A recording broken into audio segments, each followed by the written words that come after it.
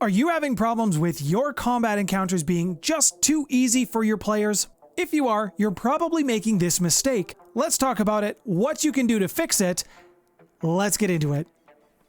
If you're unfamiliar, Starfinder uses the challenge rating system. This is a very common system that's used in many RPGs like Dungeons & Dragons. You will also find this in Pathfinder. CR, or your challenge rating, is supposed to represent the rough power of a monster, just in case you were not familiar with this. Bear with me, as we walk through this, we are going to have to do a little bit of math. I should have some displayed down here, so don't panic. Now, what Paizo had intended when they came up with the CR system, or when they implemented the CR system, it's designed around a party of 4 and 1 game master. The dungeon wizards at Paizo have also come up with a few adjustments that you can make if your party is larger than 5 or less than 4. You can find these on page 388 of the core rulebook. There will be a link to one of those in the description below if you do not have one. The way we go about doing this is first we need to find your average party level, or your APL. It's very easy to do this. Add up all of your character levels, divide them by the number of players, that is your APL. Let's pretend you have 4 players, they are all at level 3. If you do the math, they will come to an average party level of 3.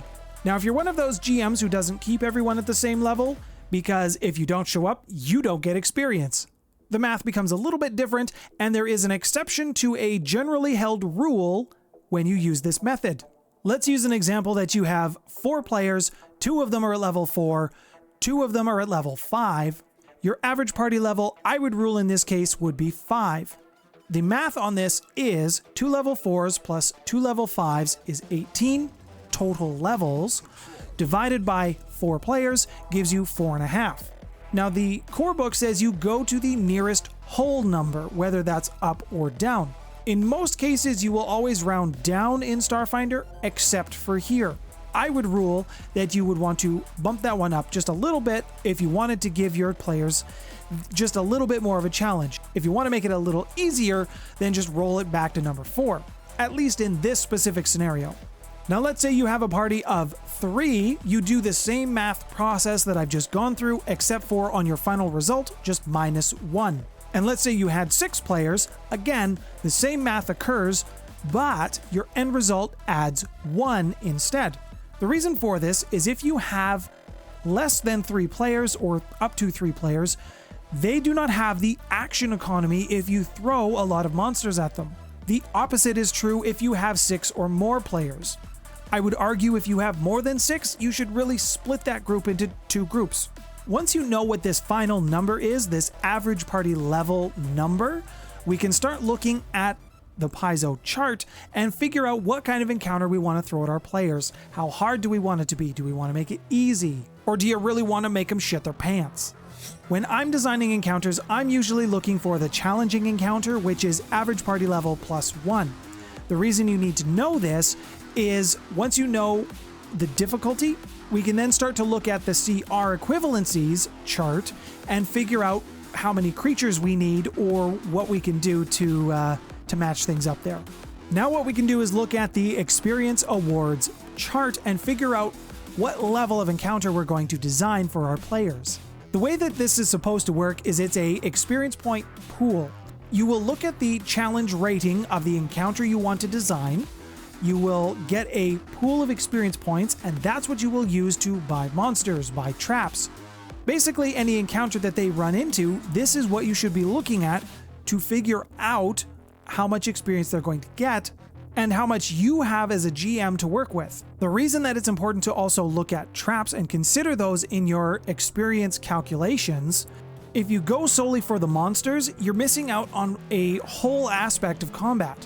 So let's look at one of our 4-person groups where the average party level was 5. If you want to make a challenging encounter, you will be looking for a CR6.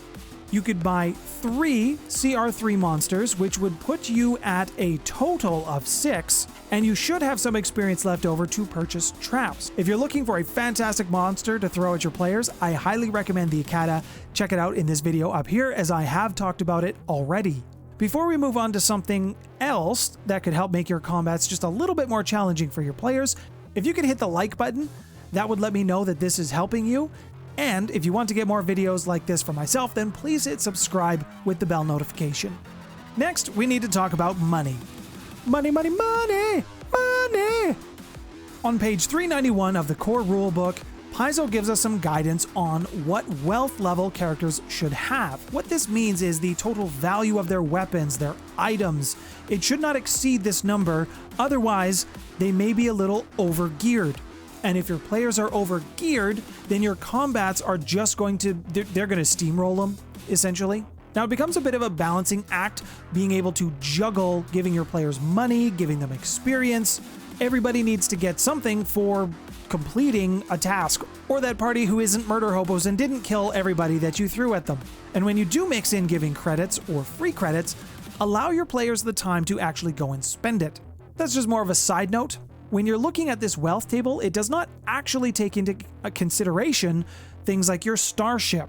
And like I said, this might be another reason that your players are steamrolling your combats. If you've over-geared them, absolutely they're going to just plow through anything you throw at them. So try to make sure that overall, your characters don't have more gear than what they're supposed to for their level. On page 391 of the core rulebook, there is a wealth table, and it's more of a suggestion on how much money your player should get for each encounter. If you've been too generous with items, or if you've been too generous with money and they're buying equipment that's just above their level, absolutely they are going to be better equipped to deal with the challenges that you're throwing at them.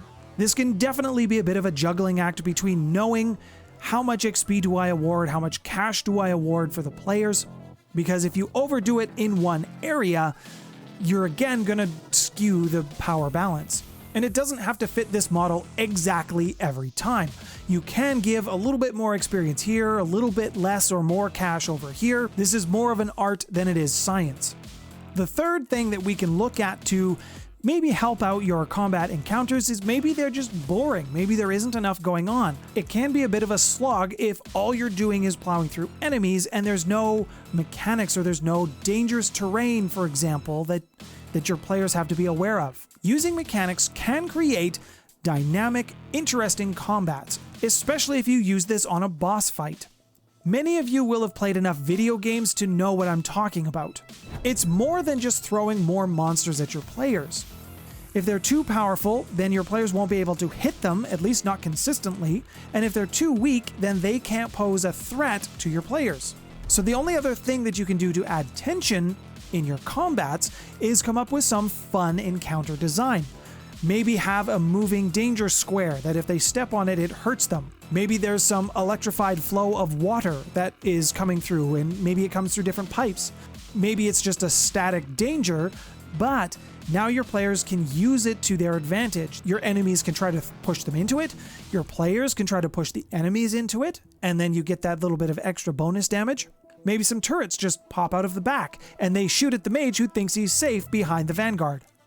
If you are going to do something that's a little bit more complex in terms of a encounter design or an encounter mechanic, then give some mini versions of it, give some hints as your players move along. Hopefully they'll be able to piece together the mechanics, they'll be able to understand what's happening when they see it. And if they don't, then you can totally exploit them for it and kill them all. Lastly, there is a bit of a clarification around some skill checks and the math behind that as well. I've been making this mistake for a long time, and clearly enough of you have been making it, so I figured I'd better share it. Paizo, I love you. I love you, I love your product, I love your games, I love your company. However, this one piece, I don't know why it's written like this. When you're doing your calculations to figure out what kind of DC your players have to pass for a skill check, it's not 1 minus half, it's 1.5 times average party level. Your skill check guidelines can be found on page 392 as well. If you're going for an easy encounter, it's going to be 10 plus 1.5 times the party level. If it's challenging, it's going to be 15 plus 1.5 times the average party level. And finally, a challenging check is going to be 20 plus 1.5 times the party level, or average party level.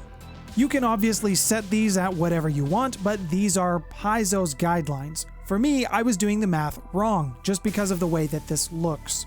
Now the final number when you are doing the math for these DC checks, this is always rounded down if you get one of those half numbers. I guess technically the proper formula would be 1.5 times average party level plus whatever you're doing, 10, 15, 20. You know, bed mass, that stuff that we learned in high school. Something else you can consider as well, if you wanted to make some very hard checks, you can go even further than that. I wouldn't modify anything past 10. I would add an extremely hard check at 25 plus 1.5 times average party level, but that's just me. Question of the day for you. Are you one of those GMs who make someone automatically pass or fail a check, whether they roll a natural 20 or a natural 1? Or are you the GM who might make a check that's so difficult, even if you rolled a natural 20, you still don't get to complete the task because it was just too hard?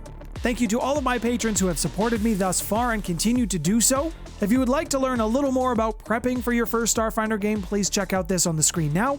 And if you're new to GMing, maybe this playlist about Absalom Station will help you get started with your game. My name's Nathaniel.